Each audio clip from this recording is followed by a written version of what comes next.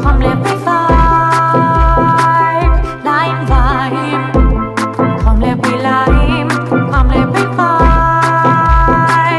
ไลม์ไวโอ้ไลม์ไว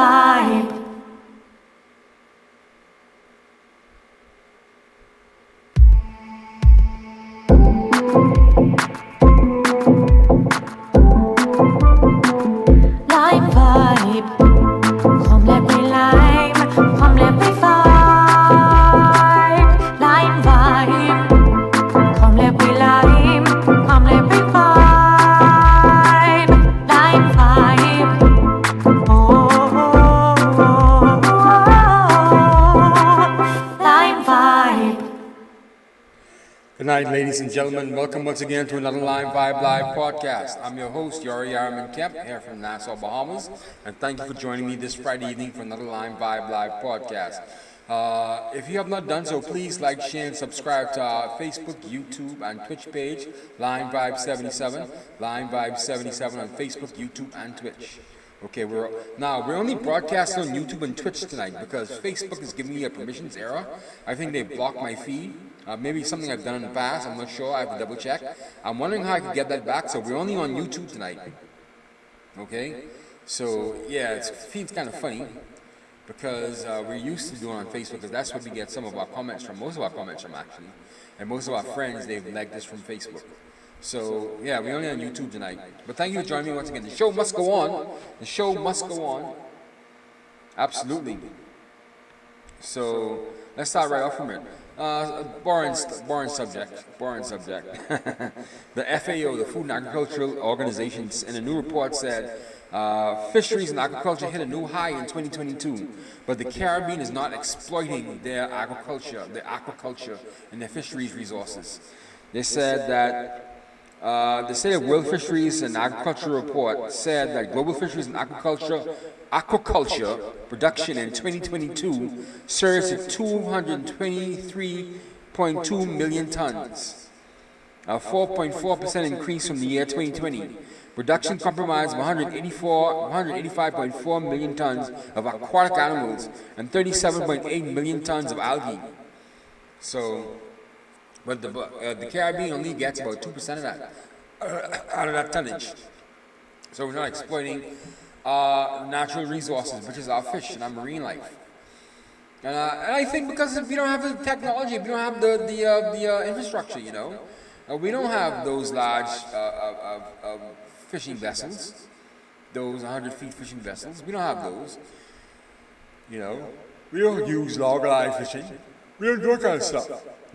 We don't have the latest marine science technology, the latest observation and the latest fishing techniques. We don't have all of that stuff here. So we can exploit. That may be a good thing because if we start using those, we may deplete the whole thing. Right now, we have fertile fishing grounds for anyone who wants to come and just be a regular sports fisherman or fly fisherman or just fish in their leisure. We still have good fishing ground, and it has not been overexposed. It has not been overexploited. So that may be a good thing. So yeah, we're not exploiting our fisheries industry, and like I said, it could be a good thing. Another story. I don't know if you guys have been following this Andrew Fahey story, the former British Virgin Islands premier, who was locked up in the United States for drug trafficking back in 2020 actually. He's asking for an extension to his drug trafficking sentencing hearing. He's asking for an extension to that. This is going to be the third extension now if he's granted that. This would be the third such delay. His lawyer, Theresa Van Fleet, filing a motion citing a scheduling conflict as a reason for the postponement, proposing a new date of August 5th from the previously determined June 25th sentencing hearing date. So I've also heard through the back channels that Andrew Fahey is actually offering to give himself up to the authorities for evidence and to testify against other top officials and other top drug trafficking personnel within the Caribbean. He's going to give all of those up just to get a lighter sentence. That's what I'm hearing. His other two co-accused have already been sentenced. Oli Envy Maynard and her son Kadeem Maynard have already been sentenced. Okay? Now, Fahy could face up to 20 years in prison for drug trafficking in the United States. If you don't know, he was caught, him and the Maynards were caught, trafficking drugs or conspiracy to traffic drugs into the United States. And so he's found guilty last year. And so his sentencing is going to come up sometime, hopefully before the end of this year. Okay? Now that's Andrew Fahy. He's a disgrace anyway, because I remember before he got arrested, he was getting really high and mighty. He was getting really snippy on his mouth, talking back to the Governor General Gus Jasper. I mean, that's how I got to know him first. I said, who is this guy talking salty to the Governor General? And knowing that's a British protectorate. Good for him. I wish him all the best. I wish jail on nobody. Okay, but, you gotta do the time, you gotta do the crime, you gotta do the time. Do the crime, you have to do the time. Another story that was interesting that I found this week was that there's a Pan-African Payment and Settlement System, the PAPS, is being piloted in the Bahamas and Barbados right now for wider Caribbean acceptance. Dennis Daya, the executive vice president of the African Export-Import Bank, the Afri-XM Bank, said on a panel this week that, the bank is really testing, this new PAPS, this new payment settlement system between African countries right now, and they're getting all the African central banks to sign on to this. In addition to that, they're trying to get, the Caribbean countries and the diaspora to sign on to this as well. The Bahamas and the Barbados have signed up to be test cases, pilot cases, for this new payment settlement system, the PAPS, the Pan-African Payment and Settlement System. Okay? And it's supposed to let these countries be able to trade currencies with each other back and forth, supposed to allow them to actually trade goods more easily, more efficiently. And Mr. Daya's mind is that, hey, if we already trade with each other, why must we use a third currency to trade with each other? Why must we use the US dollar, the euro? Why can't we use our own currency? And he's right. My apologies. And he's right. So we just have to see how that works out. Africa's uniting and the diaspora is coming back. You know something? I still am very leery on these guys, these African officials, trying to sweeten us up. How come they have all of this interest in us all of a sudden? Like, no one asks these questions, My eyes are still open on it though. But anyway, our leaders must know what they're doing. They got to give them some respect. Or maybe not. Another good news as well. The Panama Canal is finally opening back up after the months-long drought it experienced since 2023. They're saying that the Panama Canal Authority is saying that daily transits will increase from 32 to 33 this coming July, and shippers could not be more excited about the news.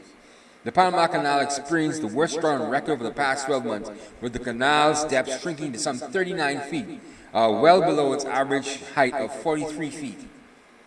All because of the bad weather and the climate change. Okay? And it had an average, transit of about 45 as well. But now they've shrunk it down to what, 33? 32?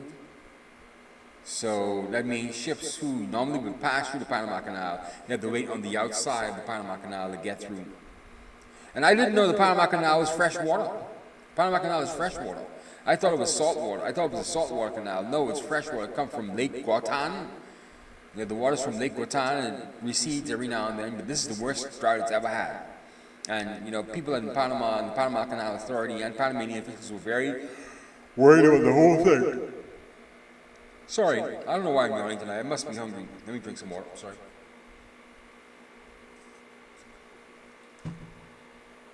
So yeah, that's good news for shippers trying to get around. Let me have all this is on the Caribbean Magazine Plus, by the way. You could turn into the Caribbean Magazine Plus. You can read every story there. And we also have commentary from Sir Ronald Sanders, the ambassador from Antigua and Barbuda to the United States. He's talking about, how the state of Palestine has now signed on, or how Antigua and Barbuda rather, has signed on to fully recognize Palestine as a state and has established diplomatic relations with Palestine. You know, I said this last week. They're doing all of this stuff, and you're not sure how this is going to end. I mean, Palestine and Israel have been fighting wars for the past, 1,000 years now, you know? And on top of that, you know, the Jews control most of the world's wealth and resources and money. If you look around through the Caribbean, you can see Jew money everywhere. You can look around the Bahamas, you can see Jew money everywhere. You can see Jew money in Atlantis Resort, the Bahama Resort. We're using Goldman Sachs and Rothschild right now to help us with our financial issues. And so, Jew money is everywhere in the Caribbean, in the Bahamas in particular. So now you spat in the Jew face, and now how are you going to borrow money now after this? Going to go to China and piss off the United States even more? Yeah, I can imagine that, right? So, you know, these things you have to think about, man. You know, you're not going to solve by signing on to diplomatic relations with Palestine. You're not going to solve their problem. You're not helping their problem at all. Because they're going to still fight at the end of the day. Because they've been doing this for the past 1,000 years. I swear, God has to come down and solve all of this. God has to solve all of this. We cannot solve this. And then you see how intractable the problem is. The Israelites came back to claim land that was taken from them after they were put out from the Holy Land again. And now they found indigenous Palestinians living in that land, living in Israel. The land that was claimed to be Israel. And so now they come back and start taking people's land from them. So it was their land first. But now it's not their land anymore. It's the Palestinians' land. But then again, you know, it was Israelis' land before. So this is what happened when man gets involved in this. If it wasn't for the Balfour Mandate that allowed Israelites to go back to Israel, we wouldn't have been having this. But the Israelites could not stay in Europe because they were being persecuted. Remember the whole Holocaust situation? They couldn't stay in Israel. They couldn't stay in Germany, so they need their own land. They need to go back to their own land that was historically theirs, which is Israel. But I think we should find a better solution to this. But like I said, you know, we can't find a better solution to this. We just cannot, because God will have to come and solve it. They've been fighting for years. God will literally have to come back and sort all this out.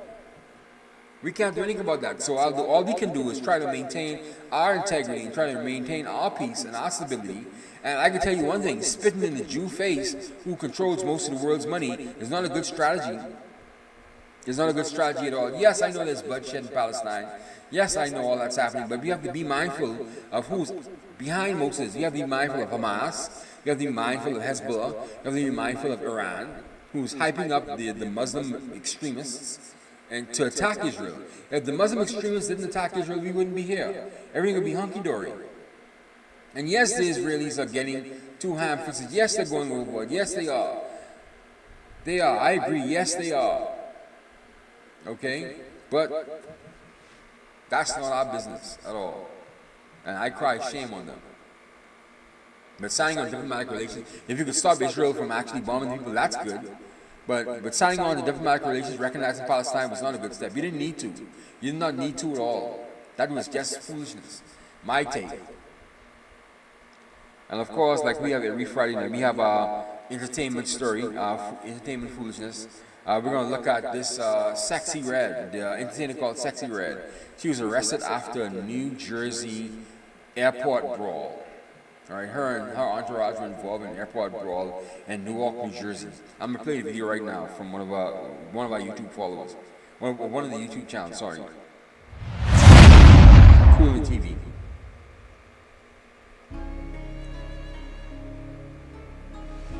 There's Sexy Red.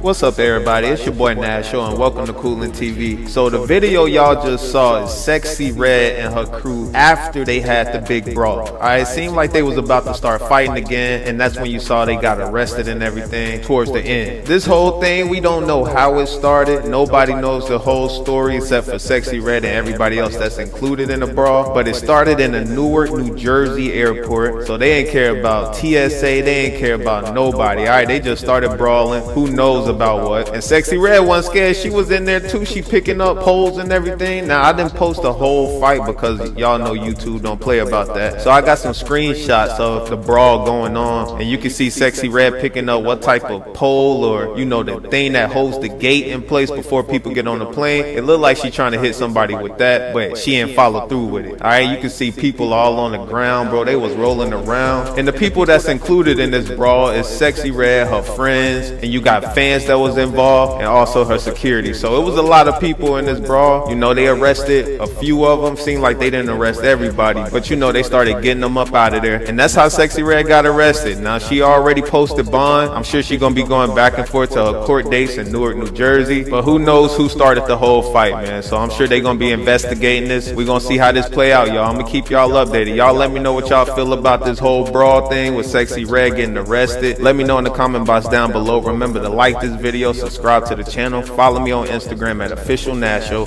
Make sure you got these notifications turned on, and I'm gonna catch you in that next video. Peace out. There you have it, a little rundown of Sexyy Red's brawl. You know, personally, I like her music, you know. I know it's ratchet music, but I like her music.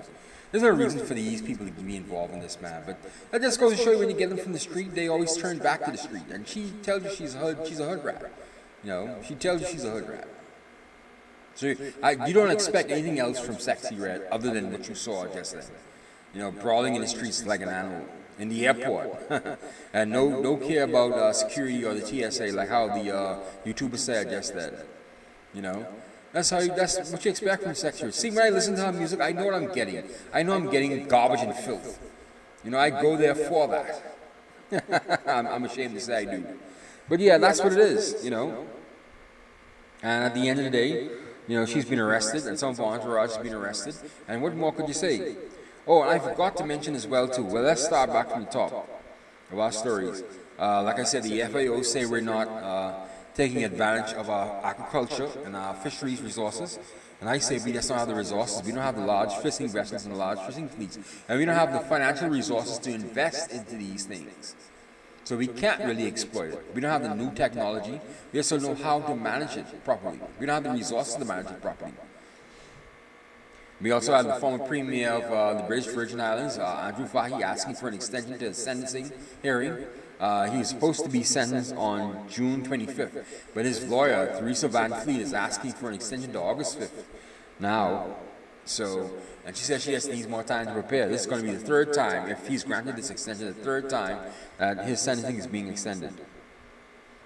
And the word on the streets is that he's saying he's going to turn evidence and to give up new information on other top drug laws. Other top drug laws and other top Caribbean politicians.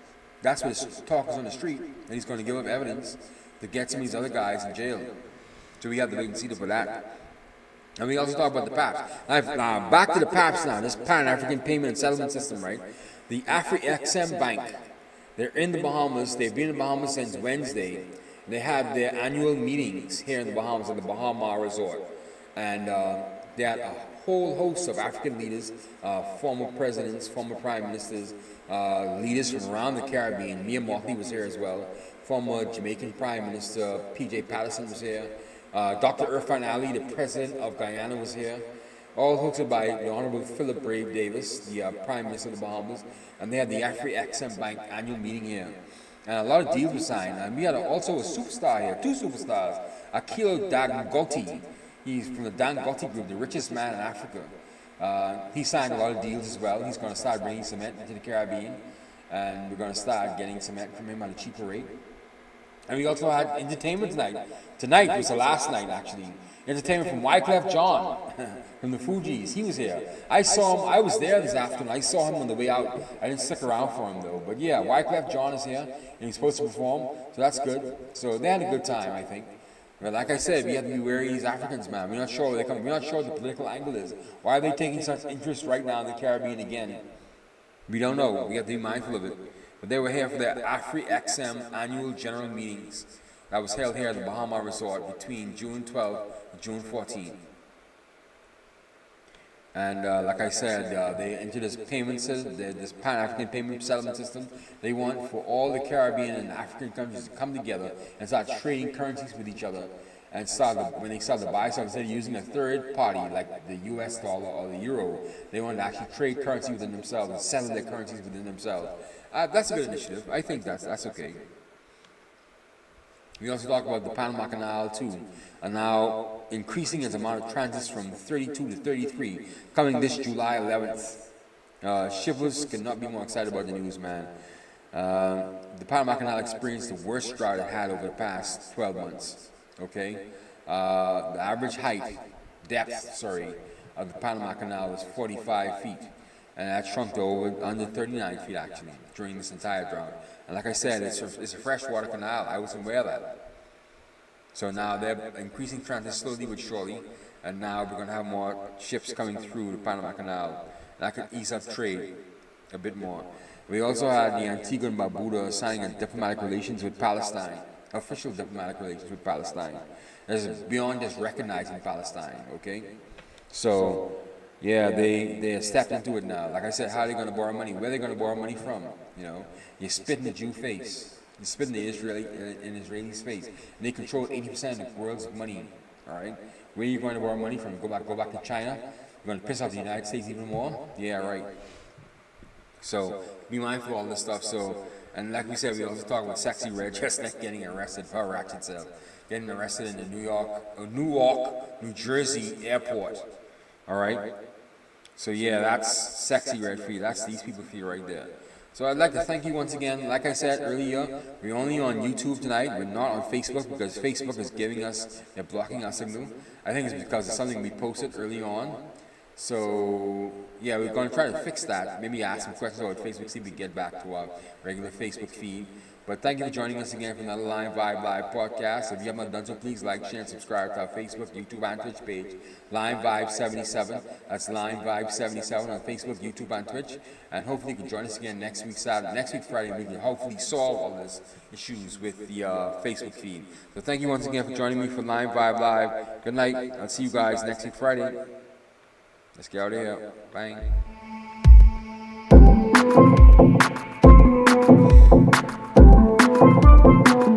Lime vibe, come let me lime, come let me